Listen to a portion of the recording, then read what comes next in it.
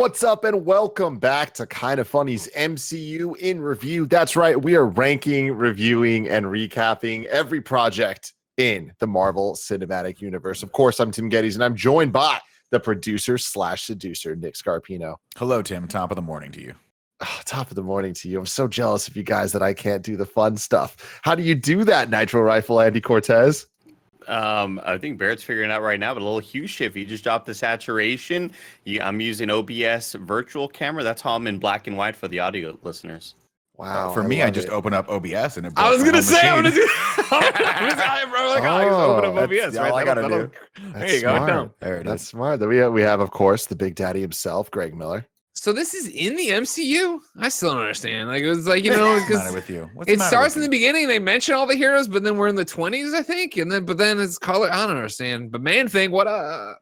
Man Thing, baby, so much to talk about. I guess I'm the bloodstone of this whole situation. Of course, this is Kinda Funny's MCU in Review. Every single week, we get together to rank, review, and recap different movie franchises. The MCU is where it all began, but we have done so many different franchises. And if you have ever liked a movie, not liked a movie, chances are we have reviewed, ranked, and recapped it. So go back and check that out on youtube.com/kindafunny or roosterteeth.com. If you want to get it as a podcast, just search your favorite podcast service for Kinda Funny in Review, and we will be right there for you. If you want to get the show ad-free and watch live as it's being recorded, you got to go to patreon.com/kindafunny. Just like our Patreon producers, Al Tribesman, Molecule, and Fargo Brady on YouTube have done. Thank you all so very much. Today, we're brought to you by Chime and NZXT Canvas QHD monitors, but I'll tell you about that later. I want to tell you a little bit about some housekeeping, Greg. You excited for this? I love vacuuming. Two things I want to tell you. One, you can go to kindafunny.com/store right now to get not only the new Kinda Funny bomber jacket, but also the Andy Cortez special work from home to IRL t-shirt. Andy, how do you feel about that shirt? Love it. I had a lot of fun working on it. Took a while. I had to bust out the old 3D programs to get perspectives right. But yeah, I love the different color schemes. So everybody go buy it. Everybody go support that. Definitely do that. And the bomber jacket as well. All of it is available, kindafunny.com/store. And the bigger news next week, 1 week from today, on youtube.com/kindafunnygames and twitch.tv/kindafunnygames at 10 a.m. Pacific, we will be launching our live stream, our marathon live stream, to debut and reveal the Kinda Funny spare bedroom, the new Kinda Funny studios. We're going to be hanging out all day with a ton of special guests. It's going to be so much fun. So many shenanigans are sure to ensue. Take the day off. Come hang out with us. It is going to be an absolute blast. But enough of that. Let's get to what we're talking about today. Werewolf by Night, released on October 7th, 2022, making it the first ever Marvel Studios special presentation. We know we have one more coming up in December with the Guardians of the Galaxy holiday special. So more fun stuff to look forward to. This one had a runtime of 52 minutes, directed by the GOAT, the one and only Michael Giacchino, man. Motherfucking Giacchino, dude. Good Whose for him. directorial debut of Academy Award-winning composer Michael Giacchino. Michael Giacchino has received many awards, including an Oscar for his work on Up, an Emmy for his work on Lost, and 3 Grammys for his work on Ratatouille and Up. And the music for this, of course, was also done by the GOAT, Michael Giacchino. And let me just fucking say, he slayed this shit. That was nasty from beginning to end. So shout out to you, Michael, in every single way. I feel like Greg has a lot of questions about Michael Giacchino. What's going on here, Greg? I didn't know who he was, and then you guys, he did a bunch of composing on Lost and stuff. I got you. Yeah, because this guy, because this fucking guy up here in the top right doesn't know about the in-review stuff. He's over there talking about PlayStation. He doesn't know a goddamn thing about what we do here and how much we go to the church every Sunday of Giacchino. We see you guys do so many of these in-review shows just about fucking nobody cares. Rocky, get out of here. You know what I mean? Come on. Let's have some fun. Greg, we're going to do Rambo at some point, too. There's 19 of those movies. It's great. I still want to do Alien vs. Predator, and we put them all together. Greg, you should have seen my that one in his back pocket. You should have seen my reaction, Greg, when I found out how many Rocky movies there were. Did not. Was it like Kevin with Joss Whedon? I thought those 3 mags. It was great. Yeah, no, but Michael Giacchino, though, Greg, he is the John Williams of our time. Like if there is a John Williams still alive though, right? Yeah. Actually, to your point, John Williams is the John Williams of our time. But I will say, Giacchino, modern Giacchino time. actually is most notable from. Do you remember the 2009 Star Trek? Oh yeah.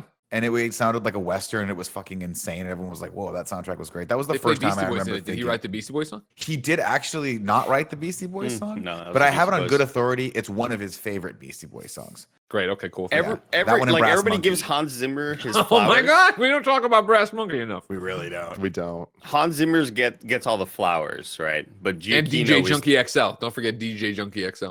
Oh God, that fucking song. I can't tell what you're Spider-Man. eating because you're in black and white, Greg. Because for a second, this is how fucked up. I thought it was 2 pancakes with a vinyl record in between. It's a hamburger. I He's figured- eating a hamburger. Yeah, I Greg figured. eating that hamburger looked like the most like toy looking thing It ever. it doesn't look real, right? Doesn't look real. Everyone, it's a McDonald's crispy chicken sandwich, and I apologize. It's just it did not go right today for lunch, and I don't want to give you a half-assed tired in review, so I'm munching on the sandwich. But you see, I'm not like crunching into it. I'm like I'm about to eat these nuts while Tim No. gives the rest of that intro. You Yeah, already it's happening right now. ate a fucking pile of kidney beans with guacamole right before we went live. You're fine. I need this, You Nick. had Look to at me. bring I'm it. wasting away over here. That's fair. You are getting skinny. With all of that, I got through all of the plot stuff or the rigmarole already. Greg, I want to start with you. What'd you Start, think David. of Werewolf Why by would you Night? go with me? It was very clear I was eating a sandwich. Hold on. We can start then instead with. And I'm Greg here. Miller. Now I Okay, swallowed. I Greg, swallowed he's real here. hard. I'm all He's set. here. What a delightful little movie. I hope they do this every Halloween. I hope every October come around with a nice little weird one-off scary movie thing you want to do here. As everyone knows, I'm the king of Halloween. And even if you don't want to get into that bit and that whole thing we're doing, I love horror movies. And so I have a soft spot for growing up and turning on WGN, watching Svengoolie in the Chicago suburbs and watching, Bela Lugosi and seeing the werewolf and Dracula movies and all that stuff. I was such a huge fan of it. And so to see a modern interpretation of that and do it in black and white and have, the Bloodstone have that color to it that I love so much. And then obviously at the end, the little, even with the Wizard of Oz soundtrack there, Judy Garland playing, right, to go into color. Very cool. I thoroughly enjoyed this. Like we were talking about, I think in She-Hulk yesterday for reactions, I was like, I have not kept up with this. I do not know what this is. Is it is it canon? What is blah, blah, blah? Like to jump into it and just have a little horror movie. I had fun with it. And again, like I'm joking around, but I thought it was weird to reference the Avengers at the front, but then it not be in the modern timeline, or was it in the modern time? I don't think it was. Was it? Like It is. I think it was. Is it? Yeah, we don't know The fact that it was exact- black and white made me think it was old. And then she was talking about Dad always talking about her crazy aunt, and she died in the 20s. So I was like, so are we, where is this a time? But in the end, there's a payphone there next to Wolfman. So I was like, okay, I guess this is modern. Yeah, there was also a couple of other dates in that tomb room that like one of the person died in 86, I believe, or something. 88. Like that. Okay. 88. is what I saw. So yeah, we don't know or at least I don't know so far the exact timeline, but I don't think that this took place a long time ago. I mean, it doesn't matter, right? It was just like a whatever, a call at the Avengers, but then we don't really connect it anywhere. But it doesn't matter. I don't care. Had a lot of fun with it. Again, growing up, and I collect comics collected comics growing up. Like I had a bunch of Man-Thing things. Like I thought Man-Thing was cool. Like I like the horror elements of the Marvel universe and him and Swamp Thing, which is of course DC. I know, but like having these creepy crawler dudes, I was like, oh, that's neat. So when he reached his hand around and then I was like, is that Man-Thing? I was like, is this a Man-Thing movie? Fuck yes, Man-Thing movie. And then his name's Ted. And it was thoroughly enjoyed. I thoroughly enjoyed myself the entire time. I think if anything, it might have dipped a little bit when it was the Monster Hunter action, when they're engaging or fighting each other in the maze, which doesn't happen often, obviously. I was just like, all right, let's get to the monster. Let's go see the thing. Let's do the thing. But I had a great time. Next up, I want to go to Andy Cortez, who I want to apologize to. I didn't expect this to be as spooky as it ended up being. What'd you think, Andy? I mean, honestly, it just made me want a Bloodborne type TV show. Like just the concept of we're having this hunt and you are the best hunters out there. You're coming here tonight. We're competing. Some of y'all may die. You will be honored well. I loved this. I thought it was fucking awesome. And I loved that it wasn't all of the sort of hokey, old school filmmaking stuff that we've seen from that era, because the trailer certainly was kind of painted in a way like, hey, this is going to be super true to form. and it's gonna have all of the like all those smash zooms and all the kind of super dramatic filmmaking tendencies that we saw back in the day. I'm glad it wasn't that. I'm glad that it was just kind of, it's vintage in some ways, but we're not doing all those sort of silly things that made us laugh about the trailer and kind of made me go, oh, I hope the whole show isn't like this. I thought it was great. I thought Giacchino absolutely killed it. I think like some of the shots and some of those cool moments where we have the long, that sort of long shot with the werewolf fighting as the doors closing. Like, cool. There's just a lot of really awesome framing and stuff, and you could tell he's obviously has a really good eye for what looks good on camera. I had a blast with it. I legitimately loved it. Even when we got to the hunting parts, between all the heroes, it was just immediately intriguing. They set up this world, these characters that you've known for 4 minutes. I'm immediately in. They give you enough of what you need to know about them and their kind of their complex relationships. And I just thought they did a really good job with it. I thought Giacchino absolutely killed it. And seeing his excellence, Gael García Bernal. I mean, it's a tragedy this show was in black and white because we didn't get to see his beautiful green-blue eyes. Or his peppered hair, which we see at the end. Yeah. Which is nice. Yeah.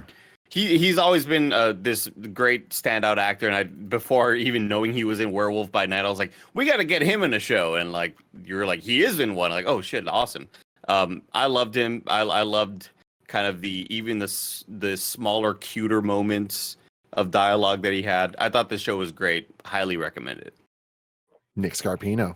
Yeah, I'm right there with everyone. I love. First off, I'm a sucker for a Halloween movie. I think it was perfectly timed. I hope they do this with every season. Oh, hold on one second. Thank you. I thought it was really fun. I think it makes me really excited for the Guardians of the Galaxy Christmas special that we're gonna get. I hope it's in the same vibe. Right. I thought the casting of this was super fun. It's perfectly timed, of course, right at the beginning of October, right when I start watching, of course, all of my Halloween movies and making my wife suffer through all those as well. I thought the casting was great. I want to give a shout out to the aunt who I was trying to, for the longest time, pull where she was from. Like, I know her, I've seen her in a bunch of stuff, but where is she from? And you then mean I was the like, stepmom? The stepmom, excuse me. And then I was like, you know what? I remember her from. See if you can guess it, Greg. Well, it's because I remember her from Memento, where she was the insulin. She needed the insulin, and the guy who had it early and killed his wife. That was her. Wow. Oh. Interesting. No, my touchstone of her was she was recently on Hacks, which was interesting. And then, if I'm not mistaken, I think she was in Addams Family. I think she was the one that was the therapist for Fester and brought him back in, but was actually his partner in crime. That sounds familiar. I could be maybe. wrong. Anyway, she was great. No, the leads were great. Casting was fantastic. Minor criticisms. It suffers from a little bit of a budget. Would have liked the maze to have not felt like it's the exact same set every single time they walked back into it. Not quite sure who cast the butler guy. He was a little weird, a little too hammy. Turning the thing. Yeah, well, he was just like. He was a little too theater for me. I was like, you kind of take me out of the action here, buddy. For me, he reached back to like the Frankenstein movie, right? And having that Igor character who's going to be the weirdo. Yeah. You're right about Addams Family. It's not that. It's just he was like, for whatever reason, I think he was just like a little too overdone. It kind of took me out every time he was there. I think I would have liked to have had him be a little bit more reserved, but I mean, it builds. What if we got the overall... butler from Spider-Man? Or I mean, it reminds me of Bernard. Excuse me, Bernard. Yes. Call him by his name. Get his right name. Also, you know where else we know her from? Because she's a character actor. We've seen her around in a lot of different things. Frasier. She was Bebe Glazier. Or not Mimi. Yeah. She played his agent. Bebe. That's right. Bebe. Yeah, Bebe. That's hilarious. No, Andy hit the song. Really, really fun. Baby, I hear the chicken salads and Tim scrambled eggs. Nick, did you see the news that Frasier is getting a sequel series? Perfect. That's what we need. Is it yet again Frasier going to another town and leaving his child behind? I don't know. Frasier interview. Let's go. Yeah. His kid's gonna be 20 and just really hates him. He's like, every time you go someplace, it's not to me. 20. No.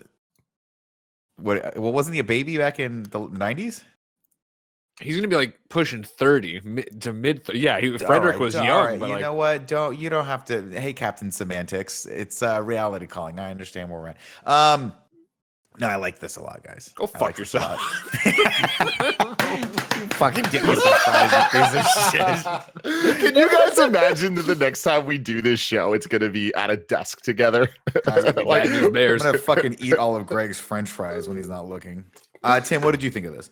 I loved this, guys. Wow. What a freaking cool ass impressive thing that the MCU just pulled out of its ass at phase 4, right? Like, this is one of those rumored projects that we've heard about for a very long time, but it's always been like this weird, whoa, Michael Giacchino's directing it? Like, what's that even going to be? It sounded like a pure passion project, and it's rare that we get those in the MCU so far. And like this, especially being a special presentation, the first of its kind, like I think this is setting a really, really good precedent for what these can be. Like, imagine, and I'm getting ahead of myself a little, but imagine if they use these to build out the X-Men eventually, and we get like one-off specials about the origins of Cyclops and Storm and all that stuff to then build towards something else, or things like that. I feel like there's just limitless potential for really cool opportunities for a 50-minute project that I think really used its runtime well to kind of introduce a world and another sector of the MCU that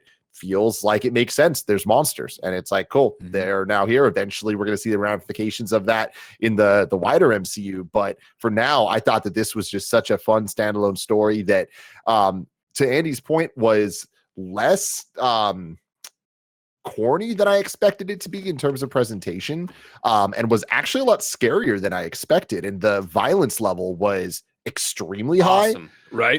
For Marvel. And I think that it really comes back to the idea that Michael Giacchino directed this with sound as such a motivator for the momentum of it all. Incredible. And there was so much great use of instruments and diegetic sound, like the tuba on fire, walking, like all these just cool. Like really cool moments. But the use of silence so cool about that, guys. That's what we used to do at marching band back then. Hell yeah. Light that motherfucker on fire, put him on the exactly. Stage. Who could forget? I've seen it. I saw the legend perform many times. But the surprising use of silence throughout this whole thing, where we get the quieter moments, a lot of sneaking sections, a lot of them in the maze kind of like sneaking around, and there's like no sound at all happening, and then the score will kick in. I mean, even just the Marvel Studios intro, they went so hard on having that just be like bombastic and dark and eerie and like set the tone for what's going down. And I think that Giacchino did such a great job of kind of directing this as a music video, almost, where it was just like this like really long, like almost like Thriller like thing for Michael Jackson, but kind of using the sound to be the key pace indicator for the entire thing. And I think it allowed to blend with the style of the black and white choices to kind of create something that is more than just, oh, it's just a filter. It's like the use of black and white allowed the violence to stand out in a way we haven't seen before, where we see the blood splatter and it really has this visceral reaction that you're just like, oh shit, like this doesn't seem like normal MCU stuff. And if it was in color, I don't think it would have had the same effect of like, there was blood gushing out of this guy, like chopping his hand off and then spitting him up, and you just see the blood like splurting out everywhere. It's like using his own hand to shoot himself. Like, that was cool. Shit was awesome. Greg, you had your hand raised? Yeah, to talk about the black and white and how well it was used, like I really loved the entire scene of Jack being forced to turn, then exploding out from the fog, being there. And they did, I'm not gonna lie, they stole this from Batman v Superman, but I'll allow it. But Wolfman up there on the wall like this or whatever, and I saw him obviously on top of the other monsters that have been slain in the trophies. But then it was that like when they wanted us to see him, his eyes caught like a dog's eyes in the light, and I was like, that is fucking awesome. And then he came down on top of people. That was rad. Tim, I want to riff off your point though. I think it's such an interesting combination, having the director also be a very, very, very great musician and do the soundtrack as well. That was very special. It was very different. So a lot of those music cues are really, I haven't seen something like that in a very, very long time. Yeah. But that, along with the shout out that I want to give to the choreography of this, which you don't think that specials like this, which, for all intents and purposes are kind of TV specials, you don't think it's going to be that they're going to come that hard. But there's a moment where she's fighting the dude with the hand arrows, and she like flips her body up first and then rolls instead of getting up. And it was just so creative. And then there's another moment that said to me was when the person falls on her blade and she just goes and cuts his throat. I was like, wow, this is really good, man. This is shot very well. It's moving along at a fast clip, and I really enjoyed it. And the use of the word name Ted was very inspired. Yeah, gotta love that. I want to get to the plot, but before we do that, let's take a word from our sponsors. Shout out to NZXT Canvas gaming monitors. We are huge fans of NZXT here at Kinda Funny, and I gotta say, these monitors, they're Andy Cortez approved, Kevin Coelho approved, and Tim Geddes approved because of their sweet 1440p resolution with 165 hertz refresh rate and 1 millisecond response hits. That sweet spot for gamers due to the balance of picture and performance, and now available in a 1080p 240 hertz version for the most competitive of gaming situations. They're available in 27-inch and 32-inch curved displays, variable refresh rate support for all of the major GPUs. You can get the monitor just alone, you can get it with a stand, or you can get it with some pretty cool mounts. There's built-in software support with NZXT Cam that lets you control all your monitor settings directly on your PC. No need to mess with the clunky hardware menus to lock in your desired settings. They thought of it all. It's sold exclusively on nzxt.com. You can learn more about the NZXT FHD Canvas gaming monitors at nzxt.co/KFGFHD. That's nzxt.co/KFGFHD. Shout out to Chime for sponsoring this episode. What's the first thing you do when you wake up? Is it checking up on your credit score? I don't think so. At Chime, that's exactly what they do. With their secured Chime Credit Builder Visa credit card, you can start to build credit with your own money. All of this with no annual fees, large security deposits, or credit checks to apply. You can start your credit journey with Chime. Sign up takes only 2 minutes and doesn't affect your credit score. You can get started at chime.com/KFgames. That's chime.com/KFgames. The Chime Credit Builder Visa credit card is issued by Stride Bank NA pursuant to a license from Visa, USA Chime checking account, and $200 qualifying direct deposit required to apply for the secured Chime Credit Builder Visa credit card. Regular on-time payment history can have a positive impact on your credit score. Impact to score may vary, and some users' scores may not improve. Out-of-network ATM withdrawal fees may apply except at MoneyPass ATMs in a 7-Eleven or any Allpoint or Visa Plus Alliance ATM. Get your credit journey started with Chime. Sign up takes only 2 minutes, doesn't affect your credit score. Get started at chime.com/KFgames. Andy Cortez, you ready? Kind of. He did the plot. He did the monster plot. The monster plot. He did the monster plot. He did the plot. He did the monster plot. The monster plot. That's a major note. What's up, everybody? Welcome.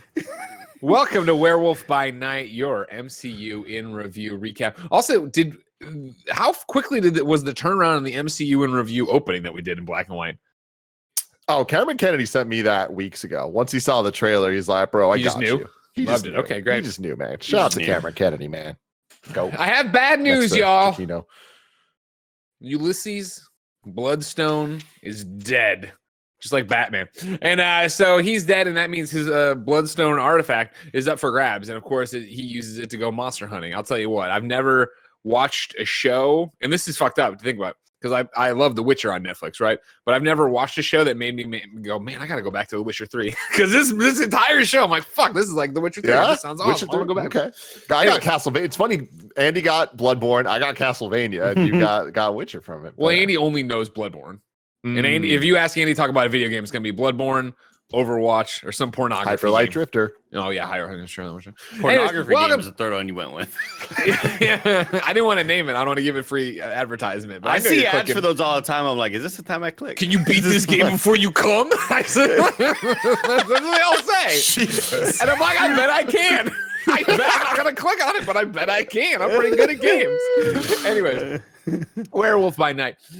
You get a spooky, you get the special presentation screen, and you're like, oh, that's cool, that's different. Then you get the MCU thing, but then it goes black and white, and then it's got slashes, and the music gets all wobbly because it's old timey music because they're referencing the Bela Lugosi stuff. You're like, this is fucking dope as hell.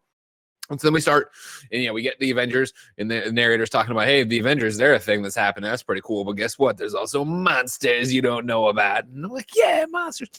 And so this is where they, of course, break the news, of course. Ulysses Bloodstone has died. His Bloodstone, which is not a very inventive, I almost took notes. I'm like, oh, Ulysses Bloodstone. Then he's got this thing. What's that called? Oh, the Bloodstone. I'm like, oh, Bloodstone. Okay, well, I'm really taking notes on that. I guess. It's chaos magic, baby. He's like, all right, cool. You got this thing, and it can, it fights the monsters, and it does stuff to the monsters, and you need it if you're going to be the king monster hunter. And so now all these different monster hunters are coming to Ulysses' pad, and they're going to fight for it and figure out who gets this. And I'm like, oh, okay, this is neat. And then you get this Greg Miller. They should have sent a poet to watch this movie because this is just a beautiful shot of we like swoop in on this like dome thing that looks like the Griffin Observatory in L.A. But it's way bigger and it's way cooler and it's black and white. And we go there and then the camera comes down and we land on Jack, who we don't know yet, but he's got stuff on his face. And he walks in. You're like, this guy seems out of place. But as he walks in, the camera like spins around and it's playing this music. And there's like a woman going, ah! And I'm like, did she beat the game before she came? Nick, what do you got?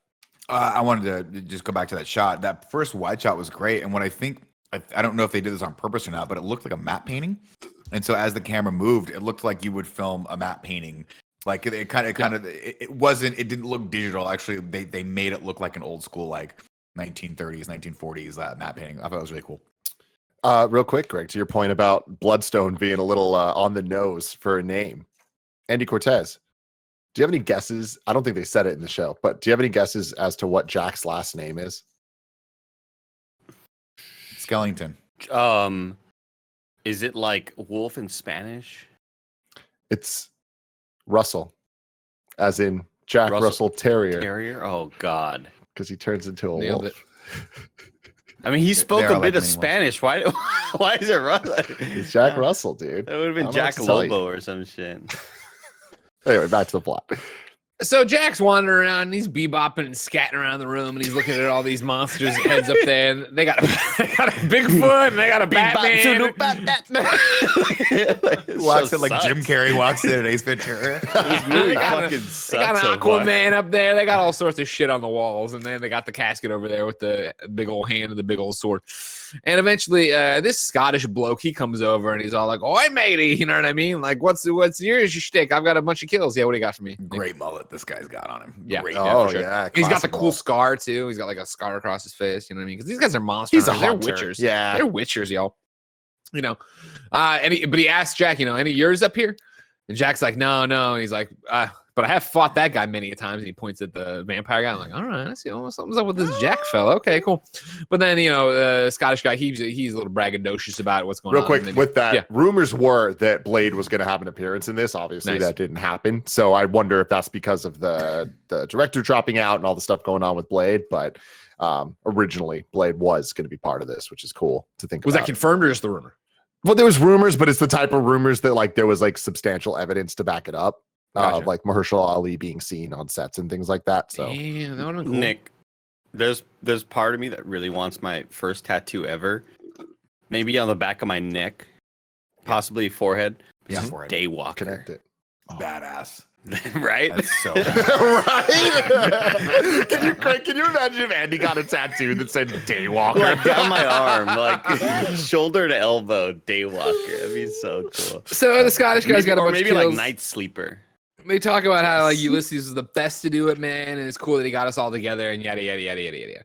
And then his Ulysses' wife was mourning at the casket, and then Igor came over and he's like, "Elsa's arrived," and like, "Let it snow." And then what happened is this woman walks in, and everybody there, all the monster hunters there, they all look like they're monster hunters. They all look like they are down to some shit. They're up to some shit. They're down for some shit.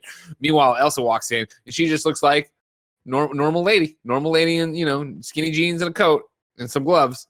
But then Mom from Memento, she shows up and she's like, "I don't know why you can't, I hope, you didn't feel any sense you had to come after 20 years of not talking. You're a huge disappointment, yada, yada, yada." Right here, Greg, it looks like the one person is mad that they didn't show up to the costume party dressed up. Because, like, Mom is all head to toe dressed like like she's ready to do some satanic rituals. And her friend shows, she's like, "I told you to fucking dress up. Why don't you dress up?" Like, I just got off work. Like, I was working at Wells Fargo. And so Elsa's like, "Give me what's mine, and I'll bounce." And she's like, "We don't know you fucking shit." And so then they all gather in there, and Memento Mom, she walks over, She's like, thanks for coming. You know, Ulysses, he was a scamp, and then like Elsa drags a chair to ruin the entire sweet moment. I thought that was really funny. Yeah, I love the line too. A great little reaction shot when it like the chair's moving and it like shows the mom just like really. I love the framing of that. It was so cool. I love the line when she's like, "Don't be so easy on yourself. You're the biggest disappointment of his life." It's like, damn, y'all are just going for it. Evil stepmother shit. Yep. And so she lays out the rules, right? Of like, hey, guess what? He's the best hunter. You're all great hunters. He had this bloodstone, and you're all gonna vie for it. It should have been Elsa's, but she sucked and walked away and gave up on everything. So now, fuck that. It's up for grabs. Choose a new leader in the crusade against monsters. It's like, oh shit, damn. Bloodborne is so cool, bro. Fuck. But this is cooler than Bloodborne. No, Bloodborne's way cool. Are you kidding me? No. There's a virus going around. People are drinking blood so they can extend their lives. But guess what? They're turning into monsters. Everybody from around the world, come in here, join the hunt. Join the hunt, good hunter. Come on, baby. It's the coolest, man. Anyways, so you're all, but he's got a penchant for theatrics, and Igor comes over, he cranks the casket open, and like the fucking body animates like a Chuck E. Cheese dude and starts talking about everything that's going on. This homie decided that with his dead body, he wanted it to be turned into an animatronic. That is the dopest shit ever. When we saw this in the trailer, I was like, how were they going to pull off this tone? This is fucking weird. They did it. Like, that is like, that's an actual dead body. Like, I thought it was like some weird ass fake thing. I'm like, how are they going to explain this? They did it in the creepiest, dopest way possible. And it's right here, Tim, that I see this imagery of this dead face. And I'm like, oh, Tim, you knew what you were doing when you asked me to watch this. Dude, I was watching it last night. I'm like, oh, fuck. I don't know about Eddie, man. Like this. And so, like I said, now the rules are, of course, they've got a monster. It's unlike any monster you've ever seen. They're going to take the bloodstone. It's going red over here. They're going to jack it into this dude's back. You know what I mean? Like a big old blackhead. They're going to just shove it into his paw. And it's going to make him a little bit weaker, but it's also really going to make him mad. So he's going to be stomping out there cranky and hurt. And they're like, the first hunter, that kills him and gets the bloodstone, guess what? You're the new leader of the pack, and you get the bloodstone, and it's chosen you, and that's how it'll be, and everybody will be super happy about it. And they're like, all right, cool. She's like, guess what, though? No weapons of your choosing. We have hidden weapons throughout the maze, the garden, these sacred grounds, as she calls them. And now we're all a bigger thing, by the way, when they're like, they're going to find each weapon, and then they just the guy showed up with a big axe. I was like, oh, okay. Maybe that's one of the things where they cut out Blade. Maybe Blade was originally going, hey, you want a sword? Hey, you want this sweet sword? Yeah, like a vendor. No, I don't have the goal for what you buying? I love that the plot of this shit is just straight up, it's battle royale. It's just like, yo, we're going to put a bunch of weapons out. You're just going to run and find them in this maze. It's like, okay, this is dope as hell. Yeah, sorry. I was going to say, I thought there would be more presentation around like, oh shit, there's the daggers. There's the, like, that kind of plot point was kind of pushed aside a little bit. And that's one thing I didn't enjoy. I was kind of hoping those would be a bit more integral to the actual adventures instead of just running into each other in this very similar looking set. And so one of the things I left out is when she went around, she introduced everybody by their number of kills or whatever. And when she got to Jack, she said more than 100 deaths. So I thought was interesting. Yeah, that was weird. Why did you say that? Well, she didn't call him. I don't know. Yeah, I didn't know. I don't know, and I don't know where she's getting her facts. I thought that was weird too. I didn't understand how Jack was introduced. Right? Like, how did he get in here?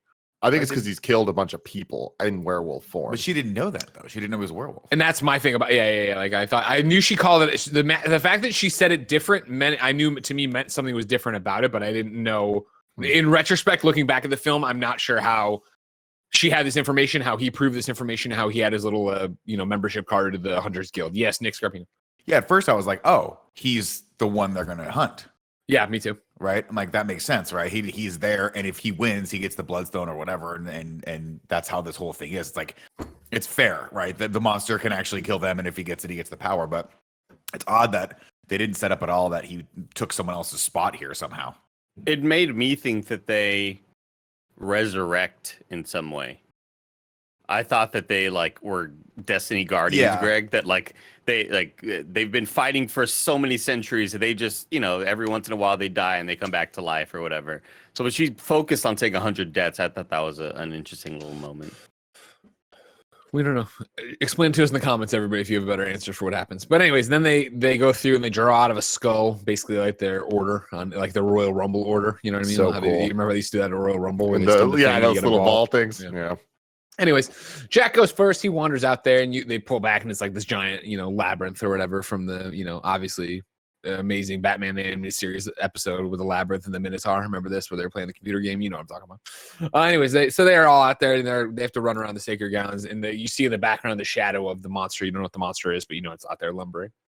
And then we just get to follow for a little bit. We look around, we're on different people's things. We're seeing what's going on. Yada yada yada. We follow Jack. He's kind of scared, looking like this one.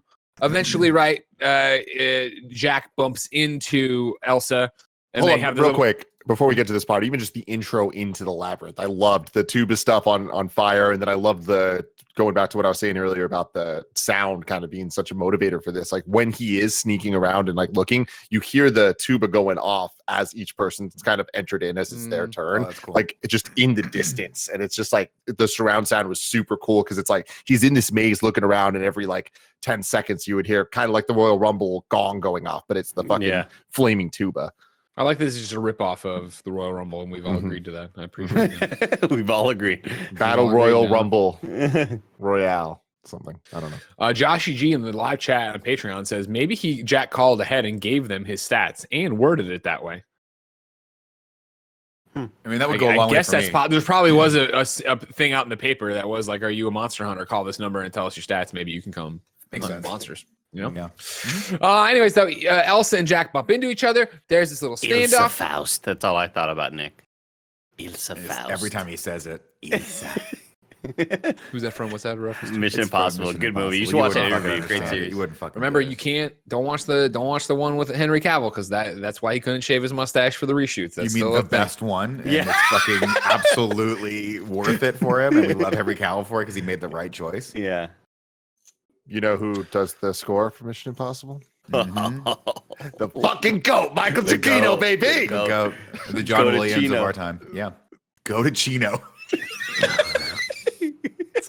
Anyways, they bump into each other, and there's a standoff, and Jack doesn't want to fight pretty clearly, and he's like, I think we should just pass each other by. And Elsa's like, what? He's like, I think we should pass each other by. And she's like, what? And then Scottish guy comes out, and he's got a big old battle axe, and he swings it, and she pulls Jack out of the way, and she fights the Scottish guy, and they roll around, and eventually, she gets up, and she gets the axe, and she starts running on top of the maze. We're like, that's a good move or whatever. Then again, we jump around a little bit. We see everybody else kind of getting into some shenanigans and shakeups or whatever. But eventually, we're with Jack, and he turns a corner and presses himself against a hedge, and boom, Monster Claw reaches out and grabs him, and he grabs the hand. And he's like, oh, and he's super excited. We're like, what? And he starts talking to the monster, and he turns around and opens up a little thing, and it's Man-Thing. But there they are talking, and Jack's like, I'm gonna get you out, and this, that, and the other. And they have a whole conversation that we can't hear. Man-Thing's part of it, but he's gonna get him out, and he's always here to get him out of jams, and that just start, does it hurt too bad or anything like this? All right, I'm gonna figure this out. He's so cute too. Yeah, he is really cute. And so then we're back to it, and we're running around, we're doing stuff, and then this is where the arrow guy shows up with the wrist arrows, right? And he fights with Elsa, and then he gets it through the mouth, or she gets his hand cut off, and then he gets it through the mouth, and then she picks that thing back up, and then she gets locked in the crypt here, right? Yeah. And then Jack, he's out there, and then this is where the big Scottish guy's like, he kind of comes walking. He's like, "Oh, there's my axe," and she's there hiding. They're like, "Shut the fuck up." Yeah. Right. Dude, and she like is covering his mouth as he's choking on his own blood because his throat was cut. Like, God, this is violent. It was cool. And so then, Jack gets chased into the crypt, and he's in there now with Elsa. And she's like, don't let the door. Oh, you left the door closed. We're locked in. Oh, fuck, whatever. And so like he kind of catches her up here, right? Of like, listen, I'm not in it. I don't even want this thing. I'm trying to save this. You have a friendship with this thing? Yeah, I do. Oh, okay. Look at us, two attractive people in the same spot. This is scary. They're so hot, both of them. Did you ever watch the show she was on? That like Homelander Mission Impossible? No. She was on that Homeland show, right? No, not Homeland. Nevers. I'm sorry. She was in the Nevers on HBO, or is in the Nevers on HBO. She is the Nevers. She's also Outlander. Outlander, that's what I'm thinking. So I said Homelander, and you're like, stupid idiot. She was an Outlander. Totally. First off, I didn't say shit because I've never heard of this, and I'm just on the IMDb. I'm not coming up with this shit off the top of the dome. All right, I'm trying to help you out. Watch Mission Impossible. I'd like to retract that. Fucking do it. Throw that at Andy. Thank you. Fuck you, welcome. Andy, you stupid asshole. You know what I mean? Next time you trip, you better hope there's not a cigarette lighter coming at the back of your head. You know what I mean? Wow. Anyways. So he's falling, and the cigarette lighter is also being thrown at the back of his head. Well, it's going to require something because in my head, it was one of the ones you press into the car. You know what I mean? So it's like we got to warm it up, and then Andy's got to trip and throw the back of his head while he's down. Got it. You know That's what I mean? really dangerous. Yeah, that would suck. A lot of problems there with the plan, but we'll figure it out. We're smart. We're in the thing. Yeah, I'm friends with him. His name's Ted. Cute moment, obviously. I like that quite a bit. So just talk to him if you run into him, blah, blah, blah. I think that might come in a second. Doesn't matter. He's like, we can stay here and die. Yeah, that's one plan, not my plan, but if we should figure out a plan. She's like, oh, wait a second. I remember hearing about my crazy aunt who was convinced she was going to come back from the dead. And if she was going to come back from the dead, she would need an escape plan. And she pulls out the keys after pulling out a whole bunch of bones. Did y'all expect this? Because I definitely didn't. I did not expect her to punch into that thing and pull out body parts. Like, that was wild. Yeah. It was great. I didn't see it coming, but it was great. And then, so now it's divide and conquer. She gives him the little explosive thing, and she's like, all right, cool. You're going to take 2 lefts and a right, and then you'll be at a wall, and there'll be a crack in it. You put this against the wall, and then that'll blow up, and that can be the exit strategy. I'll go try to find your friend Ted. And he's like, great. I didn't love the explosive thing. Yeah, no, this joke didn't work for me. Like, he activates it early, but it's not really activated, but it is activated. And so then he's running the whole time with it. And then we're just going to skip all this. He runs over there and he gets there and he throws it at the wall, but then it rolls back, but it doesn't stick, but it doesn't blow up. And then finally it starts counting down and blows up. I was like, what are the rules of this thing? Is this a little vague? Yeah, I don't like that. But he blows a hole in the wall. And it was just a lot of like, it was slapstick. One of those sort of like fake sequences in Uncharted that like you can't really die unless like it all just felt like kind of fake tension for tension's sake, Sure. Meanwhile, on the other side, Elsa had gone off. She came around and was sneaking up on the Scottish guy who's sneaking up on the shrubs where Man-Thing was. And then she comes over and she says something, right? And then he turns around and he's like, and then at the same time, Man-Thing comes through the bushes and grabs him, and his power is just to melt this guy into fucking nothing. Like, he's melting the guy in flames or whatever. It's fucking awesome. Then he turns, Man-Thing turns his attention to Elsa and, screeches or whatever. And then she's like, hi, Ted. he emotes to being like normal. She's like, you have a lovely name. Your friend sent me. I was like, oh, okay. And it's just fucking hilarious and funny. And so then they meet up at the blown up wall.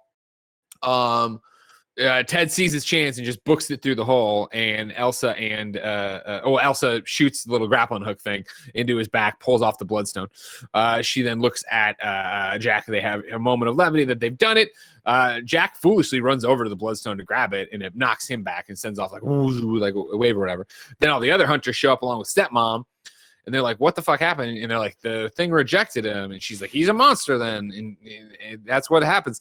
And then Elsa's like, I didn't know that bit. And then they zap Jack and they zap Elsa.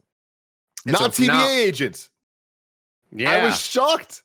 And so, Greg, I don't think you were with us when we did the reaction to this, but we saw the trailer and like there was what looked to be a hallway scene where like the door's closing and like he's fighting all of them. Like they very much looked like TVA agents with I can see sticks, but they're not. And I thought even them not being that, I thought it was really interesting to have them as a juxtaposition to the rest of the stuff being black and white, us not knowing exactly the time setting of all this. So it's like seeing these like dudes in these suits around the room and like with these like electric poker things. It was like, it felt off from the beginning, which I thought was like really cool.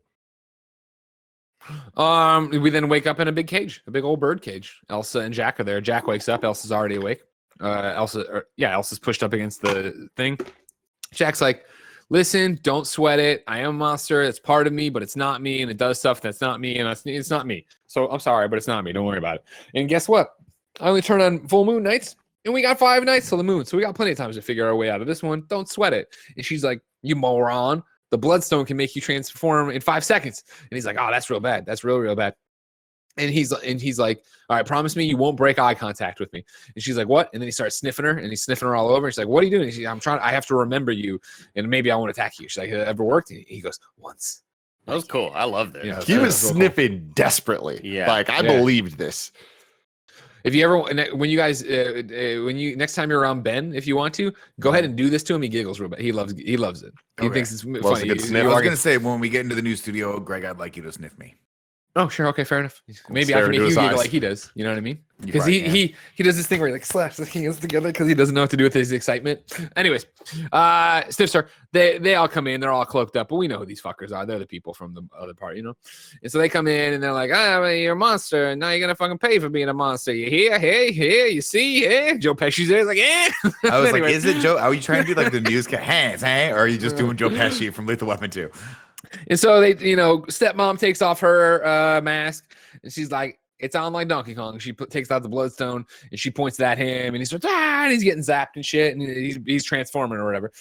Elsa isn't breaking eye line with it, though, and they do just a fucking amazing job here of camera work, right, of the transformation, of just like panning in on her, and it's the flashes and his bones cracking and him doing it, but it's just the silhouette that's being projected on the wall behind her. Like, so brilliant. I thought this was so well done in terms of coolness. Incredible. Like, this looked so damn cool. It felt awesome, and I just feel like they sat in it just the right amount of time, and to follow it up immediately with the fight scene of the wolf just freaking destroying shit with the use of lighting and the music. Oh, so sick. So he transforms into the wolf, right? We don't get a good look at him, but then stepmom gets her hand bitten, and she's like, she gets pulled up against the thing. But then they come in, and they got their TVA tasers, and they're tasing him away. And there's like smoke starting to fill the thing, or tear gas or whatever. And then like there's a scuffle and a guffaw, and then we get a pan, and the top of the cage is split open at the top, and Elsa's still in there, but Jack isn't. And then all the other hunters are there, and they all take off their masks so we can see them, and we know who they are when they get killed. And they start panning around the room, and this is where I was talking about, the ripped off, straight out of Batman v Superman. You all hated it there, but you love it here. Wolfman up on the wall, looking down, and we get the cool eyes. Here. And then he just drops down and starts fucking people. You know what? It just drives me crazy, the amount of respect you have for a Wolfman and not a Batman.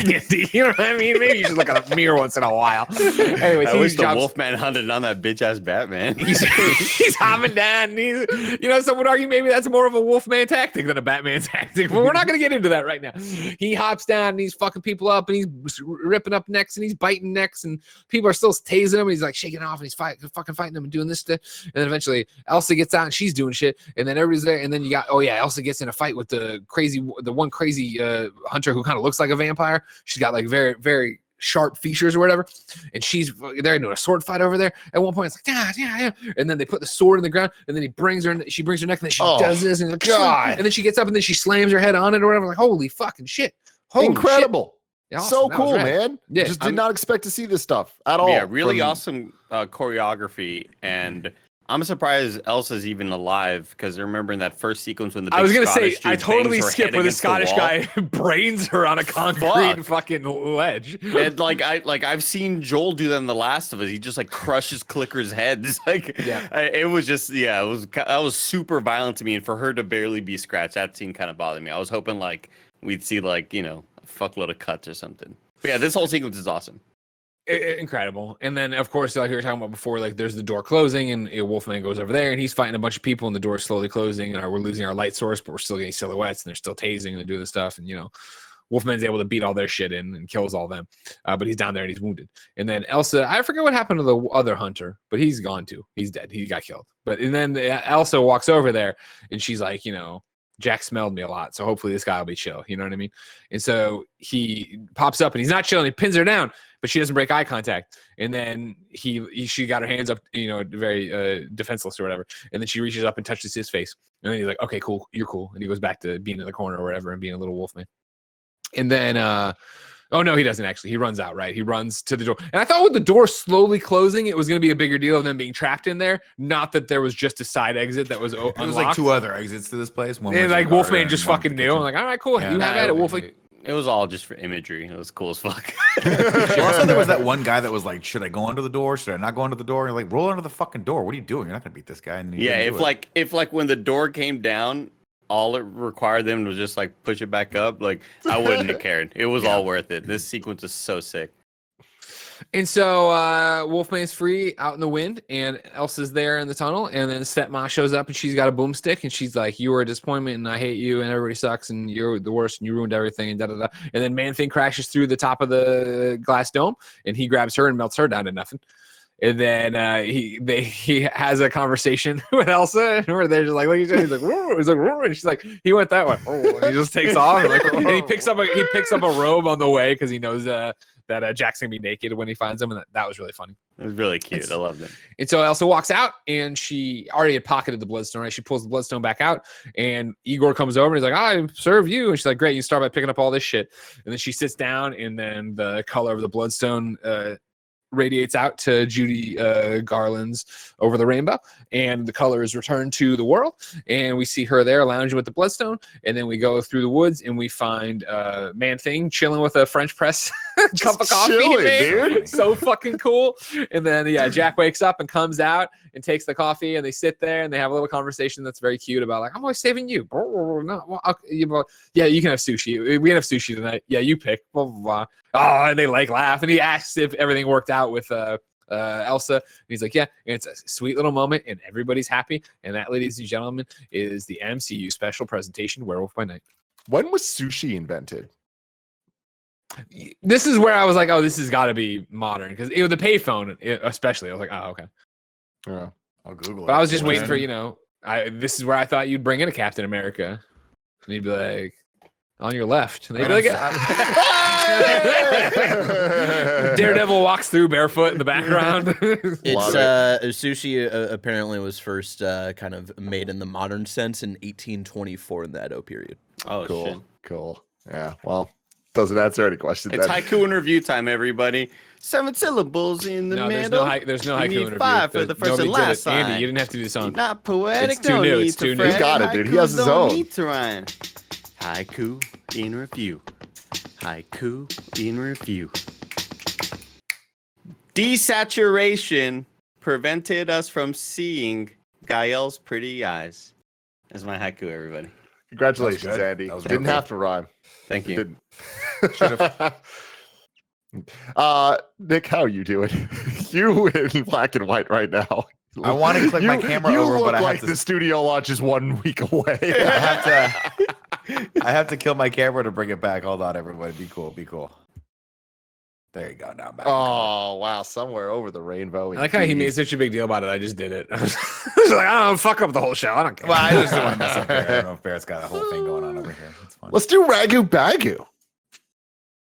Let's do it. Let's do Ragu Bagu, everybody. That's a sequence we got coming up here very soon, everyone. What's it called? It's called Ragu Bagu. You know what that stands for, Andy? Rad guys talk bad guys, Nick. That's fun. It's one of those very, very. It's synonymous with fun. Yeah, here we go. Ragu Bagu time, everybody. Some would say our most popular interview segment of all time. Ragu.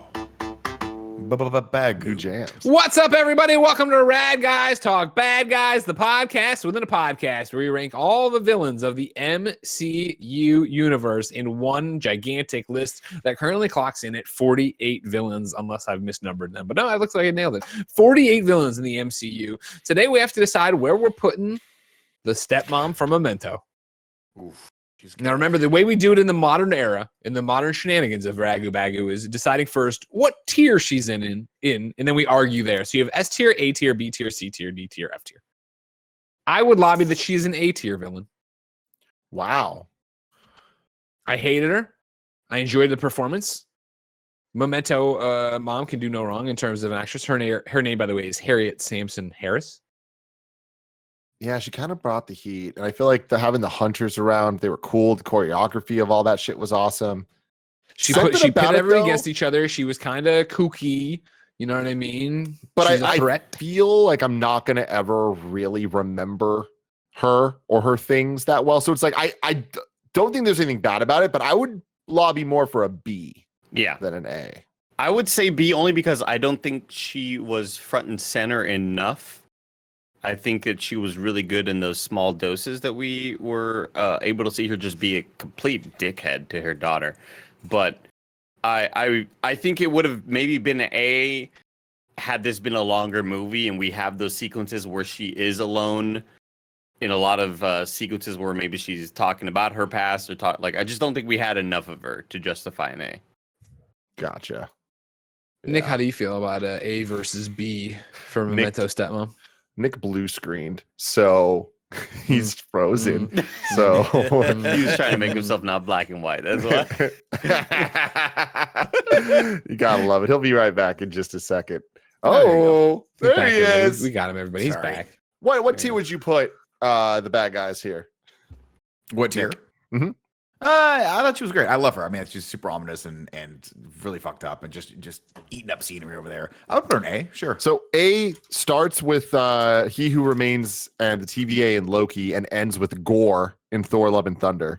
B starts with Baconator from First Class and ends with Icarus and the Deviants in Eternals. God, what a shit tier there, Icarus. Where are we feeling already? What's the general right now? consensus? Andy and Tim have voted A. I'm sorry, voted B. I voted A. I could see her at bottom A. Bottom A, so under Gore. Yeah, and I do think above Baconator. No, I do love Kevin, but you know what? I'm sorry. What was Kevin Bacon's motivation? He was just cool. He was just I agree awesome with that, but Tim was talking about like I'm not going to remember what she was up to or whatever. But we remember Kevin Bacon. We remember Kevin And Bacon what was he wanted up to- to? yeah. What was he doing? He wanted to kill all of the humans. Nick, we're not. You're arguing for them right now. I'm I asking know. you I just not want- to argue. He's so much I cooler, right, Nick? Oh, He's so Kevin cool. You know what? Put him Bacon's right so below cool. Kevin Bacon. Put him right below Kevin. below Kevin That's Bacon. that's what I think it should be. Because above okay. Pierce, yeah. So number 17 in tier B. There you go. That's Ragu Bagu. Now it's time to rank the Marvel Cinematic Universe. And I'm really interested in this because I don't even know. Who wants to start the rank? Actually, first, let me read them. Number 1, currently, Endgame. 2, Infinity War. 3, No Way Home. 4, Homecoming. 5, Civil War. 6, Ragnarok. 7, Winter Soldier. 8, Guardians 2. 9, Loki. 10, WandaVision. 11, Avengers. 12, Guardians 1. 13, Shang-Chi. 14, Love and Thunder. 15, Iron Man. 16, Far From Home. 17, Black Panther. 18, Doctor Strange. 19, Multiverse of Madness. 20, Hawkeye. 21, Miss Marvel. 22, Falcon and Winter Soldier. 23, Captain Marvel. 24, Ant-Man and the Wasp. 25, Ant-Man. 26, Black Widow. 27, Iron Man 2. There sure are a lot of these guys. 28, Age of Ultron. 29, First Avenger. 30, Iron Man 3. 31, Eternals. 32, What If. 33, Moon Knight. 34, Hulk. 35, Thor. And 36, Thor: The Dark World. Who wants to start the rankings for Werewolf by Night? I will. Go for And it. I'll step up to correct your guys' mistake from before, and I would put it at number 14th. Bump Love and Thunder down.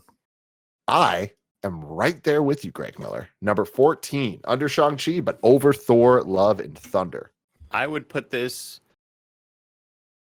right above Multiverse of Madness. Yeah, that's where I'm going, Andy. I was Underneath going to say Doctor like Strange. right above that. That's actually perfect. At number 19. Andy, you're perfect. Let's shake. Thank on you. It.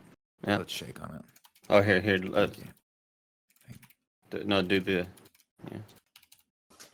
No, the other way. Yeah, You had it right, right the first time. Right Yeah, the right first time. Go ahead, right there. So there we go. Those are our votes. Me and Greg saying it's 14 above Love and Thunder, and Greg and Andy say it's 19 above Multiverse of Madness. Now, this is an unprecedented time in review history. Kevin Coelho has retired from being an official member of the MCU in review. So what we're going to do to solve these ties when they come up is we're going to go to Patreon, and we are going to put up a poll to allow you people over on patreon.com/KindaFunny to vote on where you think we should put this one, whether it is at number 14 above Love and Thunder or number 19 above Multiverse of Madness. Those will be the only two options. We're going to put that poll up. And then next time we come back for an MCU in review, we will give you the updated rankings of where this one falls, which will be in just a few short weeks when we return for She-Hulk in review. Greg Miller, what's up? I lobby to change the rules on how this tie is broken. Okay. What would you like I to think do? we should walk out of these episodes with definitive answers. So All it right. should be a poll for the people watching live on Patreon right now. That works for me. Otherwise, we're going to have 2 polls up. You got to vote to how you open up the thing. I like to incentivize people to be here to be part of the show. Be here. Be part of it. Let's put up the poll right now, Greg. If you can do that. I'm on it. Yeah, I'm on it. So the choice is what? 14 I mean, or- people have jobs, though. You know what I'm saying? Like, people are at work doing 14 or 19. So 14 above Love and Thunder or 19 above Multiverse of Madness. The ones in between that are, if you need to know, number 13 would be Shang-Chi. 14 is Love and Thunder. 15, Iron Man. 16, Far From Home. 17, Black Panther. 18, Doctor Strange. And 19, Multiverse of Madness. The poll is out right now, ladies and gentlemen. Poll is out. Werewolf. Is it a 14 or a 19? Right now, early on, 67% of the votes say 19. Things are 80% looking. of the votes say 19. There we go. There we go. I just love it, man. Damn good time. It was a damn good time. I thought they did such a good job with it, and I feel like this is a great first step for what these special presentations could be. And I hope that we end up getting a lot more of them. There's been rumors that there are more that are in the works for next year that we haven't heard about yet. That'd be a fun one. Yeah, I mean, the thing is, they were saying that like they're not always going to be holiday related. That it just happened to be that way for these first two. So it's interesting. I wonder what they're going to end up doing, but I think that we're going to get a Shang-Chi's sister. Oh, cool. Like I imagine we'll get one about her and the 10 rings. And then potentially Okoye solo thing. But we'll see. 86% of the vote seems to have solidified that it is a 19. Is the number so 19. It has been solidified that Andy and Nick win. And we're putting it at number 19. Thanks for nothing, chat.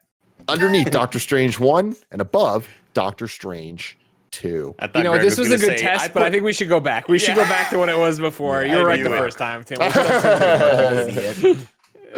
No, there we go. So the new rankings, you know them, you love them. What a great time for everybody. Like I said, we're not going to be back next week for interview because we are launching the Spare Bedroom, the new KindaFunny studios. We hope that you guys will all come hang out with us on Friday, October 14th, all day long as we break in the new stew.